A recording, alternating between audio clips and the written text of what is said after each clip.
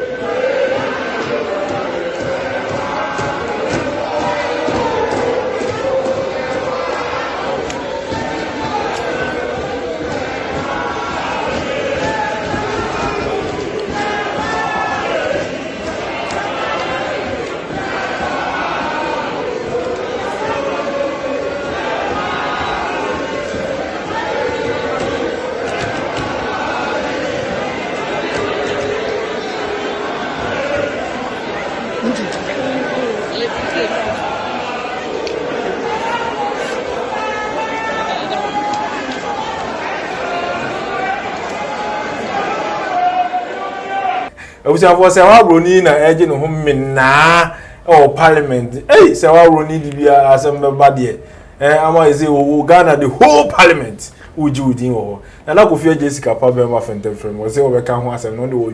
o dwasa amampani dada wonya ne ba bi kro wa hanya amampani dada o amampani wonya ne ba bi ko ya iwura fifi meals oka asembi ofanti ya na ndo me wa ho ya me wa ho yin say sa me wa ho an me chese e bi na asi o carry bi say am the stress who is stress at the time and nibraba budget near child's play budget bring Kingso concert party time and what ko stress o stress be here cafe time and I say do lunch time moko tanta baby am cafeteria ona moko didia na mo cracking jokes because this is a serious a sensitive national time here serious dialogue no mo de se wa we asen e fa se wa woni hifa and I was se wa that oba betin ba ko pedo ye de ko no parliament wa bra ye ready budget ya ko 40 akodie ya sawe man penya petense benima se pachireche epensem pabia tiafa ekwan ho epensem pabia tiafa petrol increment a day in day out you have to petrol mono then you go there and then you sink sewabroni and I was say it was after the budget no after the budget we are still dialoguing ye gusua ya ye di ade no nkomo ye ni nkomo no wie ntu ka sewabroni na ko fa we aba sewabroni no what link has he got with the other side person which is Montpellier is answer we ya just slave make us slave queens na masa budget we baba masa dey serious waka okroma because at the end that sanka any other small issue this is budget or mind be on see budget for the past 2 weeks ye share date say ye be read budget no opia bie na sum ebie na niase bibia hwe bibia tie it is not time for jokes so what I say it will like say on the stress na there budget na buy no baby enye no point out se masa budget ni fa ha de ebe ma ohia do so enti no yenye hu bibi budget we de ne ha say no se majority force mu fi say hababu a ahaye buy de ye pa eno ni ante wo se ka na ba ye se wa buro ni agro a sa be ne di agro we nya agro ni emrewu agro mredi ho enti parliamentarians no they should be serious enya saa nyement ne yeto abamom so mkotena ho yeto abamom se do ni brabra omo yanim yehu se ni braba se na no omo be speaker of parliament ya ballot home papers ayi papa friends Kazahenkra o se odane o se botu a yewura mutaka so dane Chavez busiri otu na free baby de bay who ani braba ho because no to abayi baako a ebe favor either of them it won't any bless here na sabana tabana yan kasam ye ni mbra mo se wabro ni ada na mo to yi mo to sabre abano mo ampa agro bi amfa nche ho because mo say me hia because mo say salam abambabin ebe yes speaker of parliament e boost NDC's confidence because ababa be free NDC nti ende mo amfa ni agro people akokora ye rola le nhwe mnika amafo tu ho because be a person economy asombo nyina bam ama wonya ye something nyina bam o ma me la ni na pie mu ho no o ti ase na se mo chese mo ni abre sa pepe no wi e wo se san ni bre ni bi nka so bi nkoto twede mo bia no bi nko power bi sum but san ni bi na mo exhibit during the voting for speaker of parliament no san ni bre me ye expect because we ye ni bre budget ye within once a year and on my review say in the middle of the year, right? It is how you should do it to say you very young. It is strong one meaning say baby now or multiples of stress. But this is not the time to release your stress. I don't mean so many stress you also say it was the time I more pensing more we we find say I can't say you are parking over at I can't say chese utumu se akogu minority ni chese budget ni ntwaye said the nyina so ehu bi wo mu a ehu se no we dey ntwaye. Were they happy? They were not happy about the budget, right? Mene minority for no say no money anye budget no ho no wani anya that means ye ni hu nkomo nwe because they were be ready afi na be implement we ready at no parliament afi na be implement the say ye dey be adwuma in our daily lives. It is yenka ho asem nwe I was so bi di agro so we di agro kwase se dia the otin sala be kan dokoto na no atwan bibia firi ne MP wo no se wabo ne nyu no opati ho ope bibia chet why serious say oh yeah all you can to make sure that the wrong ones in it will be straightened and will be corrected. So what I say this is not time for say we deep or can't be na wi nti emfani agro because nya agro na ye be di na BBC ba share comment Ghana web ne sa no other platforms platforms na among for chese penifo no they have no vision. We are chese they have no vision. They just go there to enjoy themselves. No imagine panel the best 30 na maka no so be 70 dinti an say almost also because they go there to enjoy themselves many be agree 30% na me be chire you because every time on pay VAT atena mu no a o wani bro am de ye enso me say me MPP pa wo mra me kan chen say wo ye parliamentarian na kai ba ko pe e bi ni ho but do ma so mu ko pay $28 million loan dia koto cars on aggression omunyina ko bankrom ka say e ya depa nti enye na say e kwan so say a yanwe even comment across some of them Emma menya kwan me they only say vie for and I say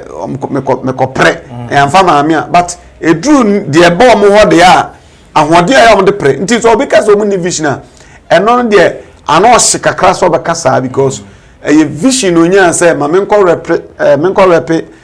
for in our various constituencies and in the various areas no so I say but bebre na e kwa anye sa adwen no a me metia me dwen man no mu de kro he just want to be MP be friend honorable no other VAT obi vision ano no nti ampa to obi akota parliament obi a 4 years on kasada ne kasa wakasa ada so support ana so fo aso omisa ahweda no so osiwo no mo ti e basa ma onkofo no enya resemu so nya wo mu ba ne nyina so nkomra no ejina system of politics na ye wa ha no me de ye de ma begina ho yi de ana voter regi de who koku de hia pa ne se menya from party level mawie etinipa so vision ho so ni vision once enya to abama no say we NPP or NDC parliamentary candidate in there or automatic honorable. So what I say. Now there was stiff competition. So even though we are or the same voter region, but you hear when human so human koya you be to aba mo bi a ono nye voter region so or represent the interest of the people. So what they are say into until say you betumi scrutinize and say be tighten competition na economy no sa na menya na be hunu to be can sa na be can na be ya dwene pa say as omo self enrichment e hia mu ye chain the eradicator of poverty or whatever in our society to become an bad kakrapa sa no ma we ade a bi on me tokoso a manfo e kan ho asem so mugusu osusu say they giving deaf ears to such playful acts in parliament and politicians are very smart un say we am ye nyina 2024 baba na sebe previous sorry omo madwin mu ye naru no ni we be fikura say akọ no boy sulia no uni omo ye ho anaja ya be fa boys nka kan no makotran ba bi safana paane a ya ko wi akranti sisi ni ade na boys no hona bondo e gudu na mo yi wadwene no a ubufu efu ye so mo ko manye bi baba bia ma no no maye ena nche no masa kope bo obi di abra community boys no na mo bo na chese oyi sa adwene na ko adwene se men to abakora no afrutim into 2024 na refi say 2020 kwa na abuafu na 2021 na abuafu bo so asa akoto am eti so because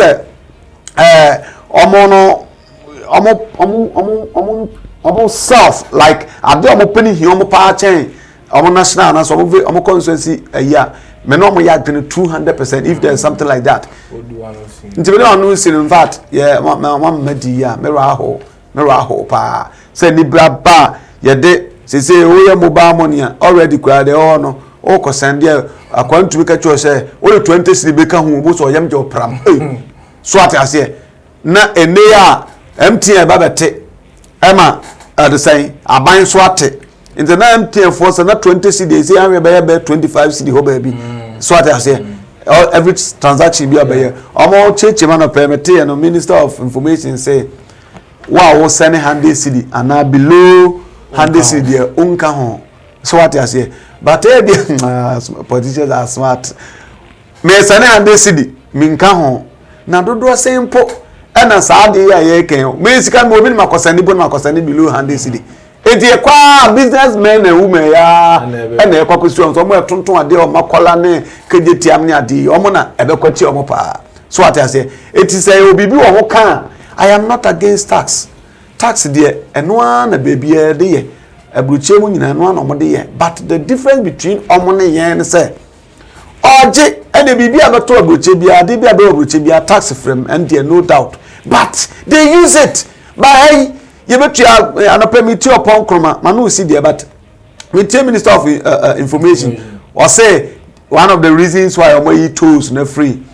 toll booth and toll venues na free e kwan so na say ohesika eba no a be 78 million cedis na contractor ba akokora na okede utuanaka be 150 million cedis internet we no na enu ba bia nsabe yese aboa no ohwe ne kase ho no anwene buo enya kwan bia na contractor benya ebehia 150 million but okara yi sebe mo anwadwen apon no de waje to oh ni minister papa you right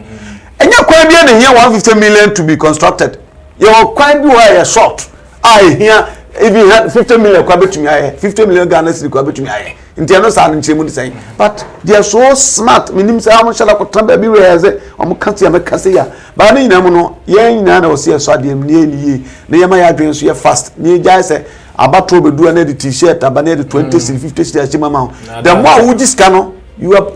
they've paid you to be ankoye kura na o ba kasa on feel I know I'm person DC. For Smart Ghana bit na mo hwe is all about Ghana and your course of parliament and edi hon common message say we subscribe no like now so do adwen chere aba our comment section no me do BBS makram.